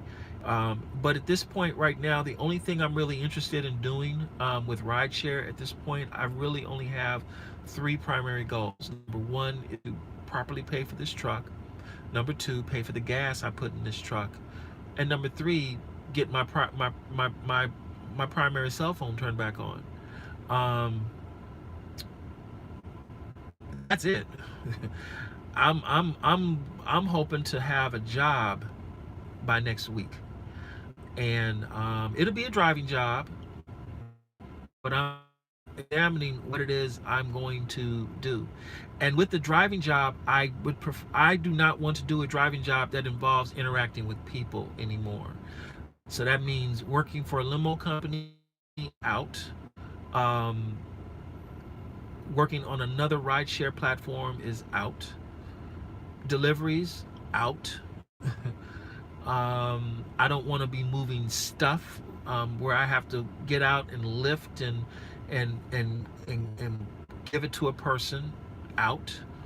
Um, Trucking takes time, and I don't want to commit myself to a 1 year contract with a company to drive for them, and then be subject to stiff rules and whatnot. So that's out. So the drive away option looks to be a pretty cool deal. I get a, there's one company I read about where you can get a like a Ford F350, basically the dually with a diesel engine, and you put a car carrier on the back or whatnot, and you're transporting cars, or what are those things? The toy haulers, the RVs. You're putting those in the back, and you're driving them. There's another company that hires people to drive buses across the country. I'm like, okay, I could do that. I mean, shoot, I got a Class B license. That's why I'm working with the company I'm with now. I would like to do something like that, where you get on the bus, you drive the bus, and you deliver it to the end user. Like that's what Metro does.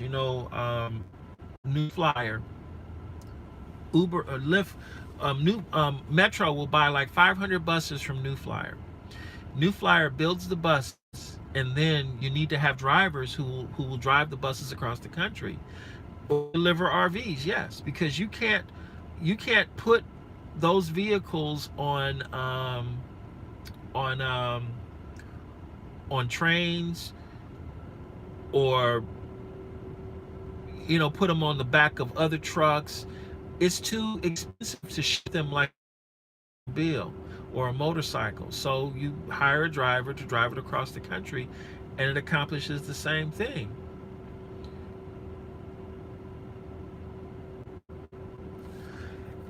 And I appreciate your comment.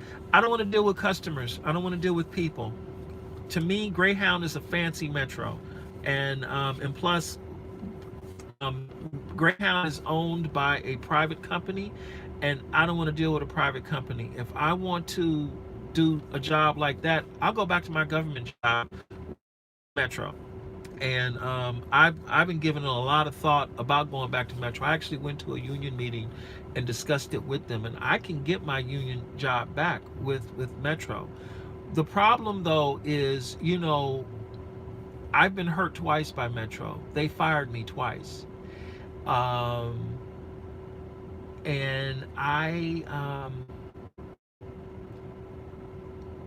the will is there, but my heart isn't there. And that's what's driving me on what to do. I have the will to do it, but the heart, I'm like, no, because it's like that feeling that you get with Uber. You could be deactivated at any time because the customer decides to lie against you and get you deactivated, and everything you hope and plan for is gone. Well, a similar experience with working at Metro exists, where something goes wrong and you could lose your job at any time.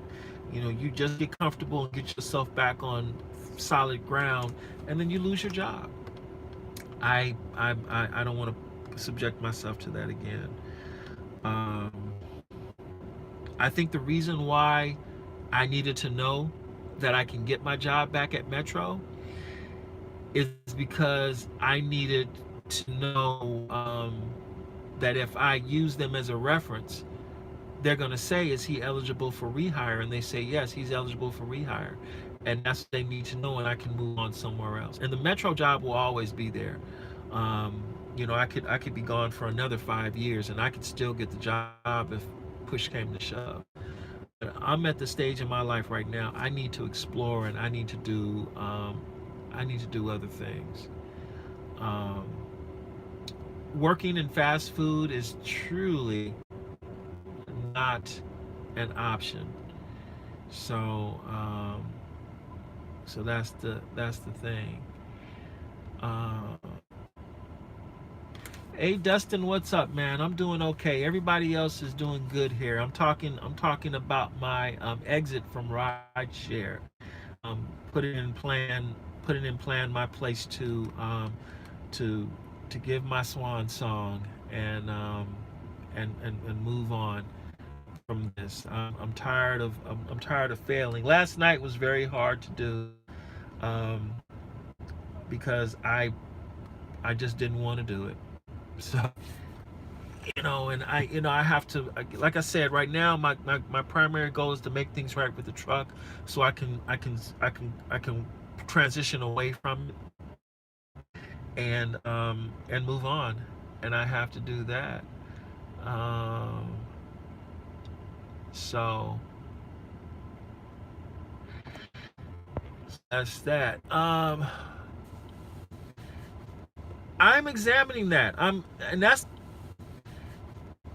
examining that. And that's the next thing. I'm trying to figure out what am I going to do with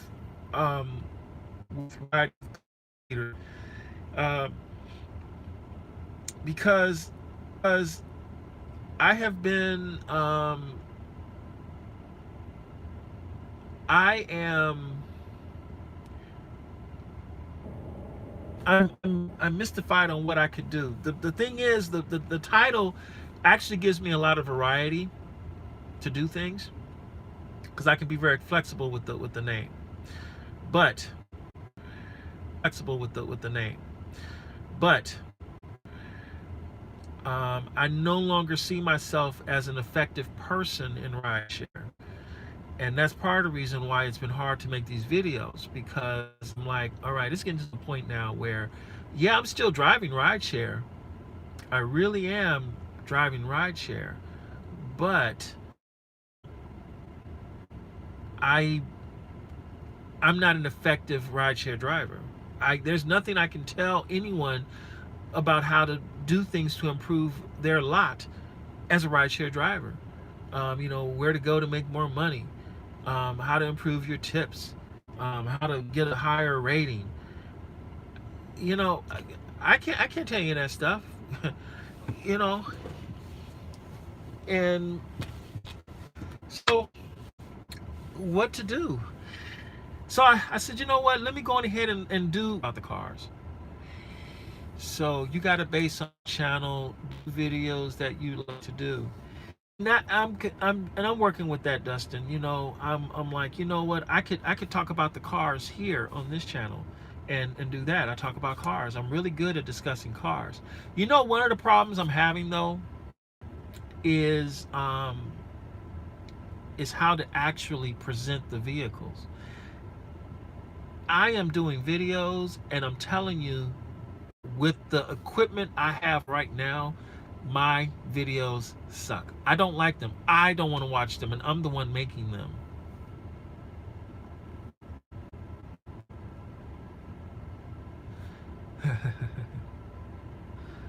Oh Lord. Thank you for your comment, Uberman Tampa. I appreciate that so much. And that's all I'm going to say to you about that. Thank you. All right. Let me see. Dustin, it's all in your head on being an effective person. People come to your channel to see you. Just tell your stories and what you go through. Start telling the news with Rideshare. I wing it each day. You do a great job at it too, Dustin. You really do. You are. I love your channel. You are the man. I am very, very, very I'm very happy to see your stories and all like that. But that's what I'm doing right now. Hey, talking about my stories and what I'm going through and what's happening, and I'm letting people know. But I'm keeping it real about the rideshare thing, or so. I've hit that point. I've hit that.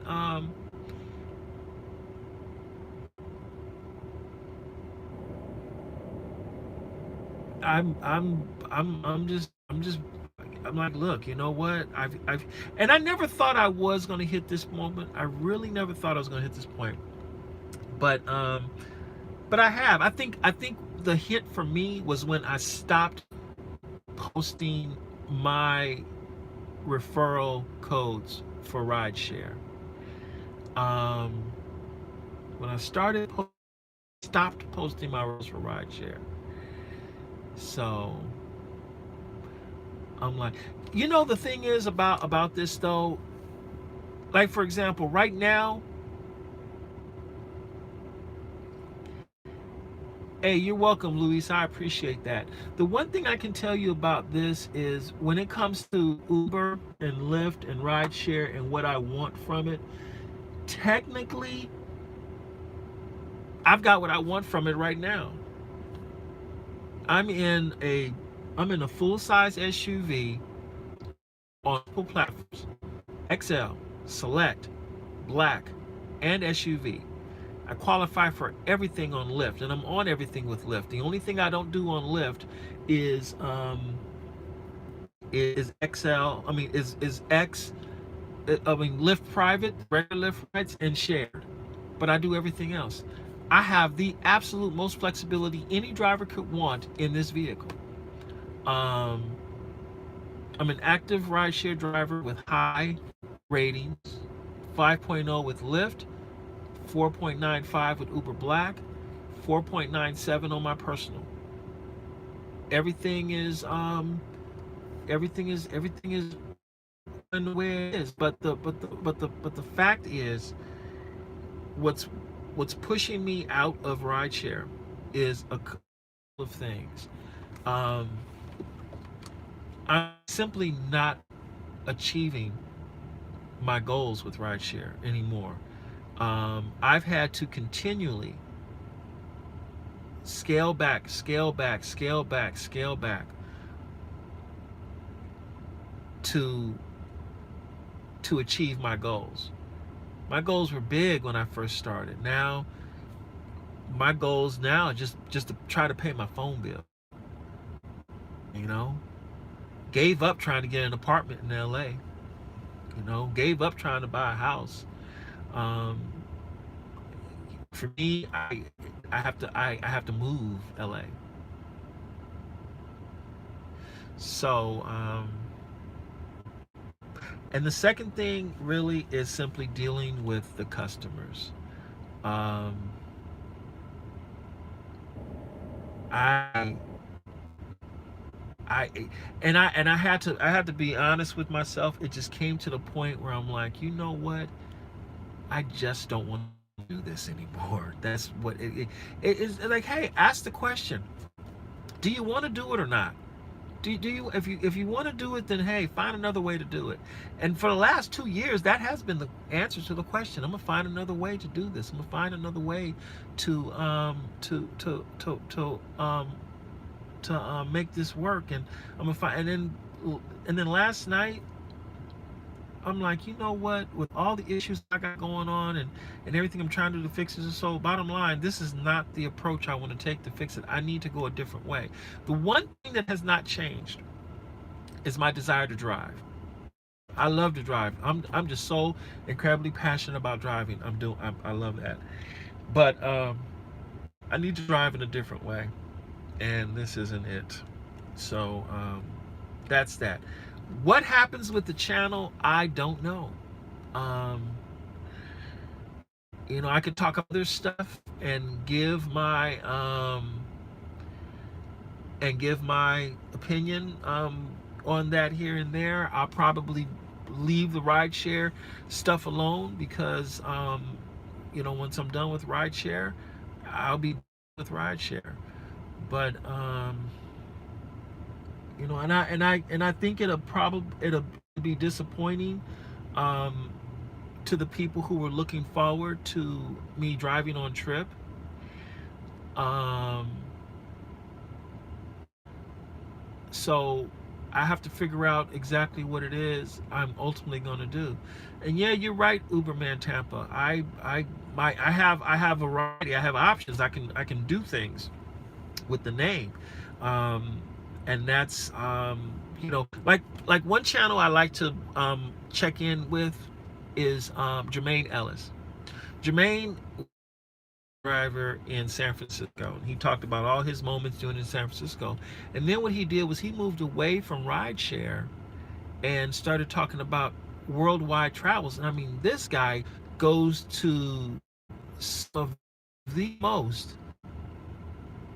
He is literally traveling the world. He just got back home from someplace in Portugal. I'm like, what? But yeah, was it Portugal? I think it was Portugal. Yeah, because Portugal is near Spain. So yeah, he just got there, and I'm like, you know what? And I tell you, it's interesting because you know how in the beginning of the videos, everyone has how their videos start. Um, I finally, after 3 years, have an intro for my channel. And when the foundation of the channel has changed, you're gonna see it, and I am confident you will love it. I literally thought about it 10 minutes before I started the video, and I hit it, and I'm like, that's it. That is the intro I want. And I gotta find somebody on Fiverr to make it for me. And when y'all see it, I'm like, woo, Peterson's changing. It's awesome. It's awesome. Yeah. Wow. I'm impressed with it. So that's where we are with the whole deal. The thing about about the channel, it really isn't about the subs. It's about delivering quality content, relevant content, to the subs. So, oh no, I know exactly how I want this to look. I've already made the intro in my mind. So no one can make this one for me. I have to tell them how I want it made and find the right person who can do it for me. But as far as like having a creative mind to watch the channel and put their creative spin on it, no. I already know how I want the intro done, and I am fixed on that. And when you'll see it, you'll understand why it went that way, and you'll say, yeah, that intro is for Peterson. That intro brilliant. Because I've looked at templates. I have looked at what other people were doing. I've thought of jingles. I ran through all the stuff, and I said, you know what, just be patient, wait. Eventually the right one will just pop in your head when the time is right, and it will. And it did 10 minutes before I started this video, 126 minutes ago.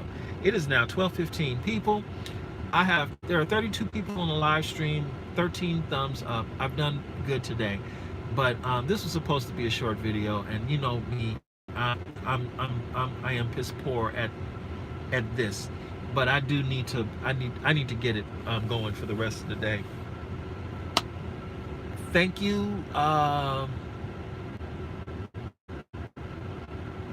Thank you for spending your time with me today. I truly do appreciate it. I will post another video about this part of it later. To the two people who won, telling me what your comment was, and because I remember what your comments were, and how you want those funds sent to you, however way you want it. If you want me to mail it to you, if you want me to Western Union, Instagram, Venmo, Cash App, If you need to send me a request and then I respond back in kind, Venmo, PayPal, and I will do it. It was a test run, but I said, we'll do that and go from there. If they don't want it, don't send the email. It's okay. But I'm gonna tell you this: you got 24 hours to send it. So if you don't send that money by noon tomorrow, then hey, you forfeited the funds. And it only applies to this video, by the way. So, no, you got to understand, I got $40 right now to send them. That's the thing. That's why I offered to do it right now, because I got it. So, I'm not going to overpromise myself here. So, anyway, look, I got to run. Everyone have a wonderful day, and I will catch you. I'll probably end up making another video later today. More than likely, it won't be a live stream, but you'll see it forward with the channel. Take care, everybody. Thank you, thank you, thank you.